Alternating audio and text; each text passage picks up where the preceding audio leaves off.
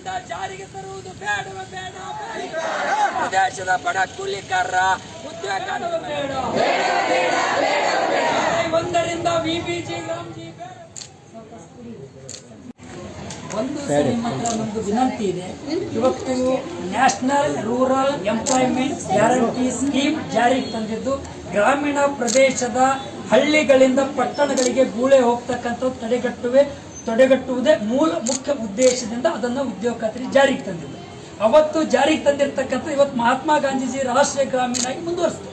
ಆದ್ರೆ ಇವತ್ತೇನ್ ಮಾಡಿದೆ, ವಿಬಿಜಿ ಗ್ರಾಮ್ಜಿ ತಂದು ಜುಲೈ 1ರಿಂದ ಜಾರಿ ಮಾಡಕೊಟ್ಟಿರ್ತಕ್ಕಂಥದ್ದೇನಿದೆ ಅದ್ರ ಒಳಗಡೆ ಗುತ್ತಿಗೆ ಪದ್ಧತಿಯನ್ನ ಜಾರಿಗೆ ತರ್ತದೆ. ಆ ಕಾಯ್ದೆ ಒಳಗಡೆ ಇದೆ. ಅದಕ್ಕಾಗಿ ಆ ಗುತ್ತಿಗೆ ಪದ್ಧತಿಯನ್ನ ಜಾರಿಗೆ ತರಬಾರ್ದು ಅಂತಕ್ಕಂಥ ಮಾತನ್ನ ನಂಬರ್ 1 ಒತ್ತಾಯನ ಮಾಡ್ತೀವಿ. ಜುಲೈ 1ರಿಂದ ಜಾರಿಗೆ ತರ್ತಕ್ಕಂಥದ್ದನ್ನ ಅದನ್ನ ಕೈ ಬಿಡಬೇಕು, ವಾಪಸ್ ಮಾಡಬೇಕು ಅಂತಕ್ಕಂಥ ಮಾತನ್ನ ಆಗ್ರಹ ಮಾಡ್ತೀವಿ.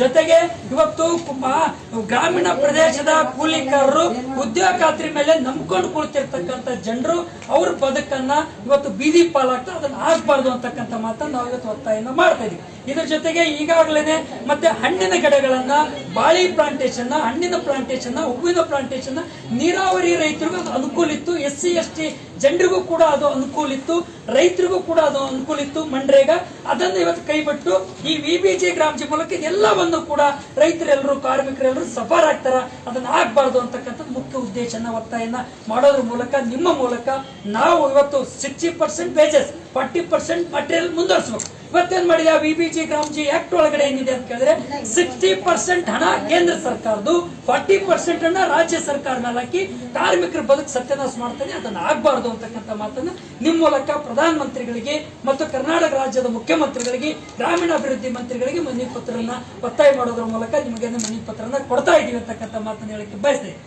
ಇನ್ನೊಂದು ಪಾಯಿಂಟ್ ಏನು ಅಂತ ಕೇಳಿದ್ರೆ, ಕೆಲಸ ಮಾಡಿರ್ತಕ್ಕಂಥ ನಮ್ಮ ಗುಲ್ಬರ್ಗ ಜಿಲ್ಲೆಯಲ್ಲಿ ಬಾಕಿ ವೇತನ ಹಣ ಪೆಂಡಿಂಗ್ ಇದೆ.